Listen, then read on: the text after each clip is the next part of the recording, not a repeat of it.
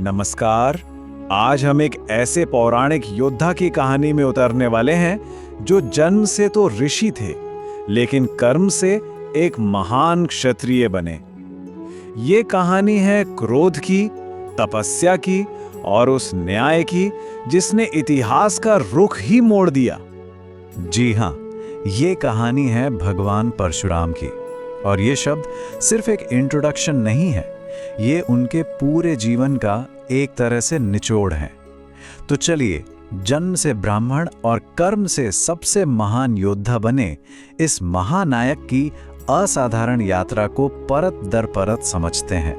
तो परशुराम की कहानी को अगर समझना है तो सबसे पहले उनके अंदर के विरोधाभासों को समझना होगा।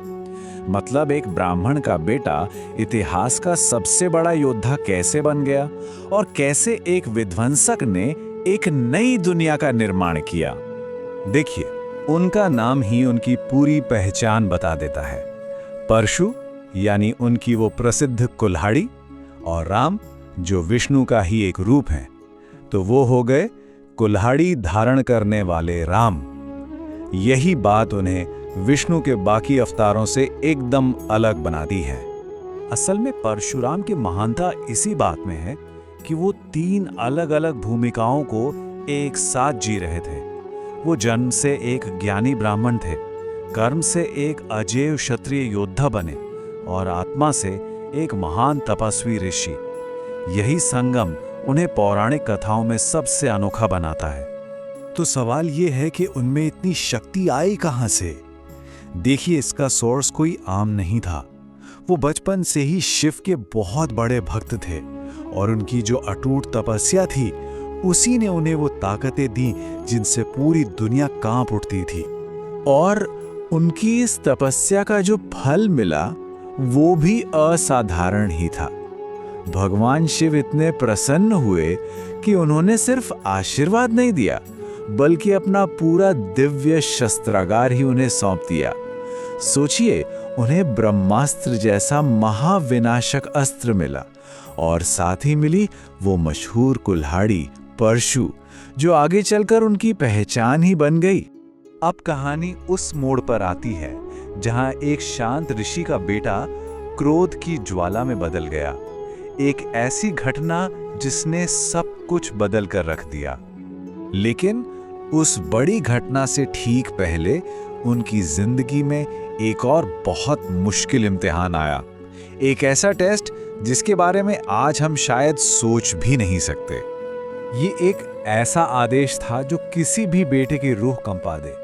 लेकिन परशुराम के लिए धर्म और पिता का आदेश सबसे ऊपर था, और उनकी इसी आज्ञाकारिता को देखकर ऋषि जमदग्नि इतने प्रसन्न हुए कि उन्होंने अपनी तपस्या की शक्ति से उनकी मां को फौरन दोबारा जीवित कर दिया।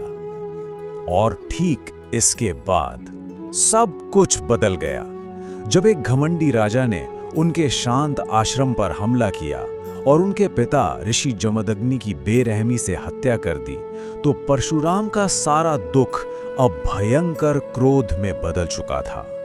ये सिर्फ गुस्से में निकले हुए शब्द नहीं थे, ये एक भयानक प्रतिज्ञा थी, एक ऐसी कसम जो इस धरती का इतिहास फिर से लिखने वाली थी। और बस यहीं से शुरू हुआ परशुराम के प्रतिशोध का वो अध्याय जिसे सदियों तक याद रखा जाना था। तो इस प्रतिज्ञा के बाद जो दौर आया वो बड़े बड़े महाकाव्य युद्धों से भरा था। और सिर्फ युद्ध ही नहीं, कुछ ऐसे अविश्वसनीय काम भी हुए जिन्होंने धरती का नक्शा तक बदल दिया। 21 बार। ये संख्या सिर्फ एक संख्या नहीं है, ये उनके क्रोध और उनके संकल्प का सबूत है। ये कोई मामूली लड़ाई नहीं थी, बल्कि ये धर्म और अधर्म के बीच, न्याय और अत्याचार के बीच एक महासंग्राम था। लेकिन परशुराम की ताकत सिर्फ विनाश के लिए नहीं थी, वो एक सृजनकर्ता भी थे।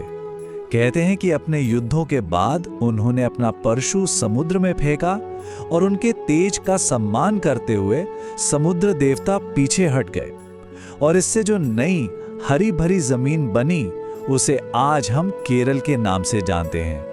रामायण में भी उनका जिक्र एक बहुत जरूरी मोड़ पर आता है, जब भगवान राम शिव धनुष तोड़ते हैं तो परशुराम बहुत क्रोधित होकर वहां पहुंचते हैं। लेकिन जैसे ही वो राम के दिव्य स्वरूप को पहचानते हैं, उनका सारा गुस्सा शांत हो जाता है। ये विष्णु के 2 अवतारों का एक कह सकते हैं बहुत ही अद्भुत मिलन था।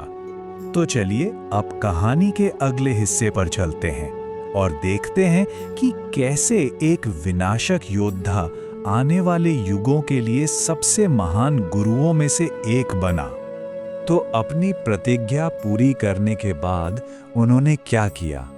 उन्होंने सारी जीती हुई जमीन ब्राह्मणों को दान कर दी और दुनिया की सारी मोह माया छोड़ दी। वो वापस एक तपस्वी की जिंदगी जीने के लिए महेंद्र पर्वत पर चले गए। लेकिन उनका ज्ञान का सफर यहीं खत्म नहीं हुआ। वो महाभारत काल के सबसे महान योद्धाओं के गुरु बने। भीष्म, द्रोणाचार्य और कर्ण, सोचिए इन सभी ने युद्ध कला की शिक्षा उन्हीं से प्राप्त की थी। उनकी विरासत उनके शिष्यों के जरिए आगे बढ़ी। तो आखिर में परशुराम की कहानी से हमें सीखने को क्या मिलता है? उनकी जिंदगी हमें सिखाती है कि अन्याय के खिलाफ पूरी ताकत से आवाज उठाओ, अपने गुरुओं और माता पिता का सम्मान करो और सबसे जरूरी बात, शक्ति को हमेशा ज्ञान और विवेक के साथ संतुलित करके चलो। और शायद सबसे रहस्यमयी बात तो ये है कि परशुराम को उन 7 चिरंजीवियों में से एक माना जाता है, यानी वो अमर हैं। ऐसी मान्यता है कि वो आज भी इस धरती पर हैं और कलयुग के अंत में जब विष्णु के अंतिम अवतार कल्कि आएंगे तो परशुराम ही उनके गुरु बनेंगे। तो देखिए, परशुराम सिर्फ एक पौराणिक कहानी का किरदार नहीं है, वो अन्याय के खिलाफ खड़े होने की एक जीती जागती प्रेरणा है।